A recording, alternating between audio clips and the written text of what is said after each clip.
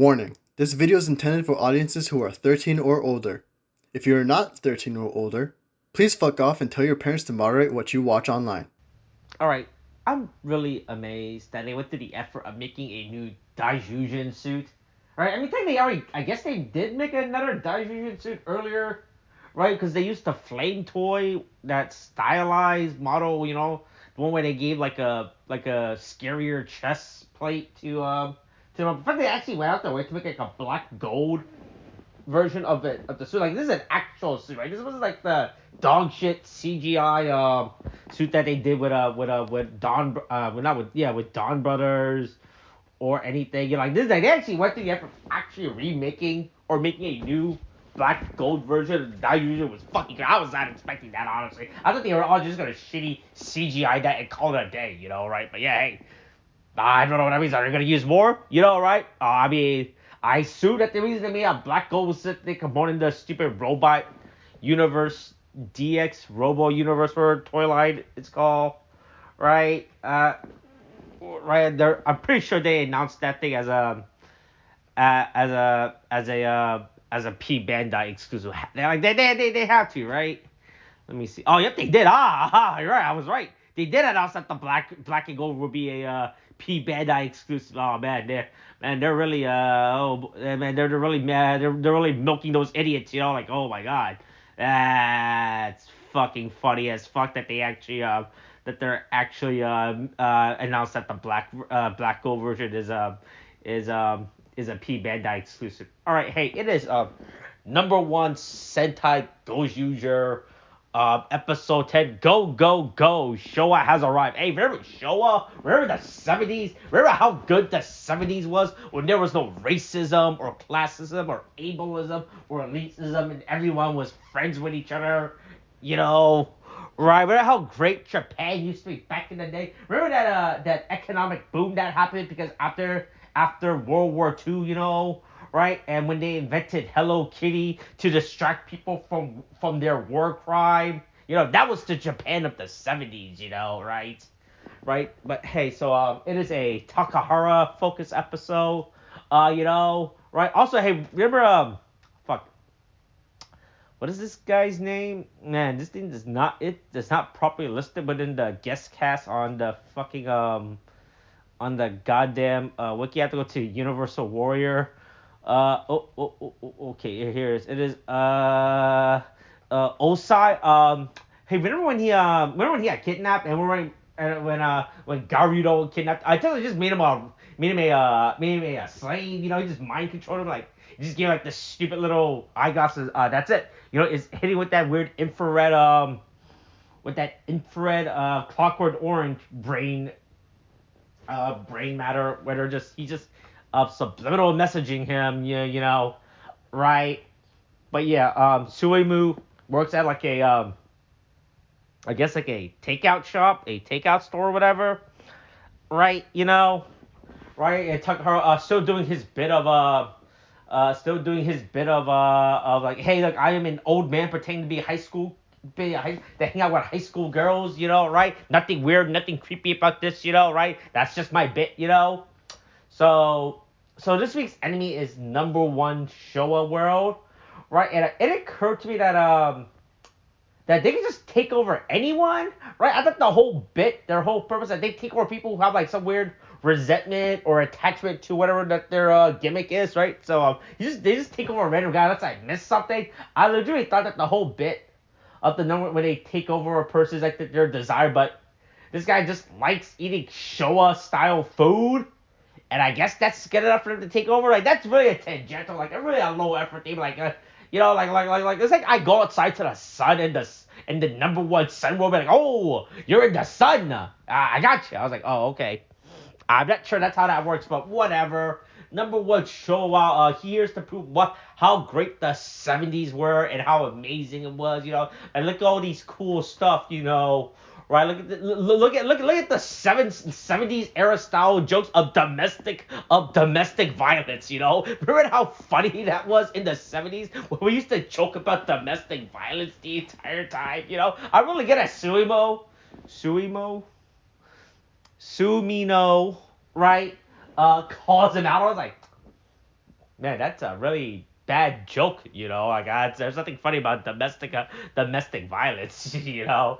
But no, but Takahara shows how great it is, Also, I think also there's like some weird card game that they played that they harass that the show world harass kids. I don't know what the deal with that is. I don't know. I'm pretty sure, I guess it's an actual card game. I don't know what the deal what this actual card game is. I'm pretty sure of if I lived in during the Showa era, I would know what this is. But I don't know. At least the card style aesthetic that was on the ground for a little bit. At least those cards are cool. Don't know what the deal with those cards is.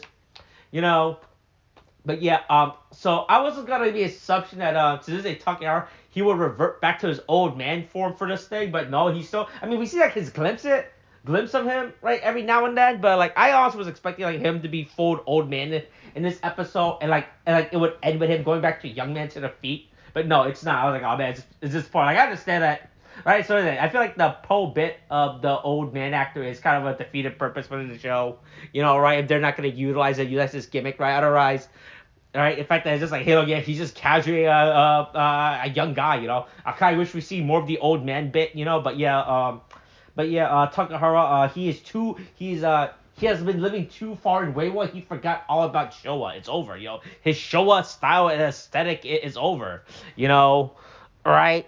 So Sumino walks home from her go-go dancing bit, right? And she encounters the family who are just unsettled. It turns out they talk about, yeah, hey, commercialization ruined this. Urban development is the worst thing ever. It ruined a lot of Japan.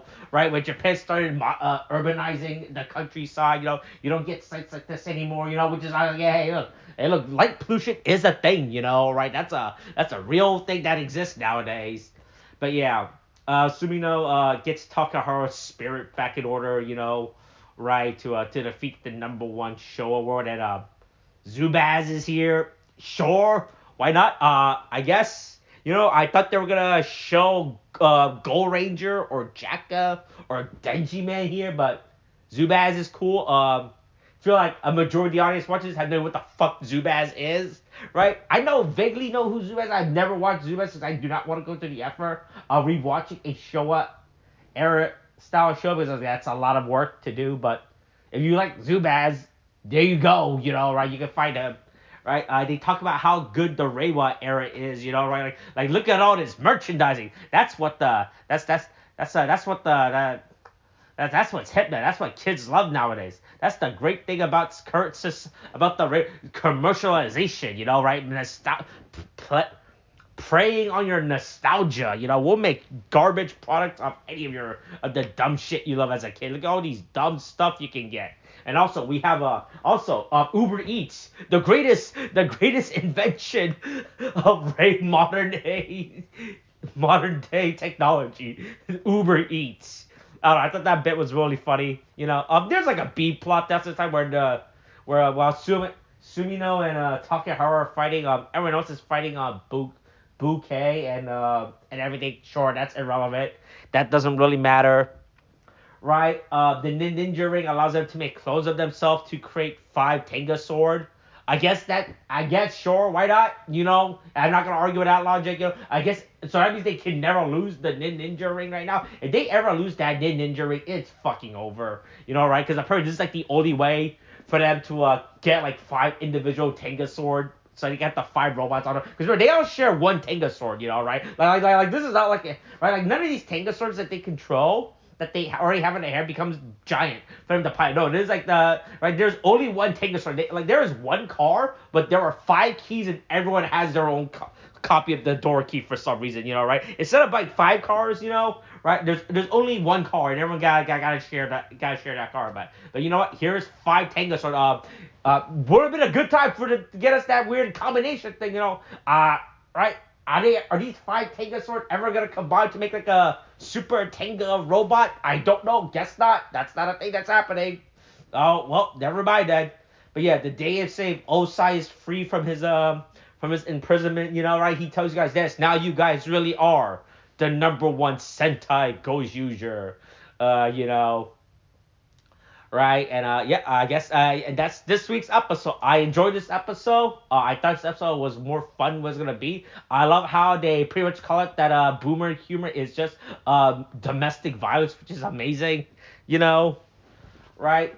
All right, that's this week's episode. I don't know why we're getting a Takahara focus episode already. I feel like we already got one for him at the beginning of the show when we introduced. We still don't have a Ryuji, Ryuji focus episode yet, so don't know what's the deal with that. If he is ever gonna get a character focus episode, I guess we'll never know. All right, that's it for this week's episode of Gozyuger. Okay, thanks, bye.